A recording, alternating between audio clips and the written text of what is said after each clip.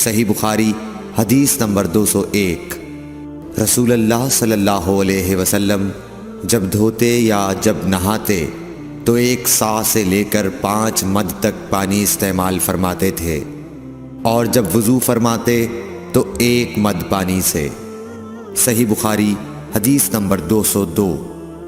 سعد بن ابی وقاص رضی اللہ تعالی عنہ رسول کریم صلی اللہ علیہ وسلم سے نقل کرتے ہیں کہ رسول کریم صلی اللہ علیہ وسلم نے موزوں پر مسح کیا۔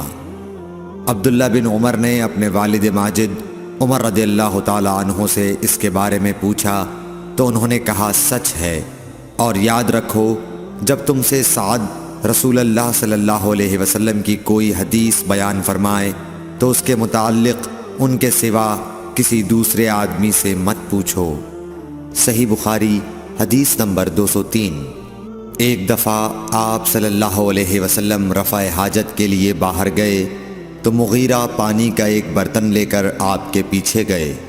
جب آپ قضاء حاجت سے فارغ ہو گئے تو مغیرہ نے آپ کو وضو کراتے ہوئے آپ کے اعضائے مبارکہ پر پانی ڈالا۔ آپ نے وضو کیا اور موزوں پر مسح فرمایا۔ صحیح بخاری حدیث نمبر 204۔ جعفر بن عمرو بن امیہ زمری کو ان کے باپ نے خبر دی کہ انہوں نے رسول کریم صلی اللہ علیہ وسلم کو موزوں پر مسح کرتے ہوئے دیکھا۔ صحیح بخاری حدیث نمبر 205۔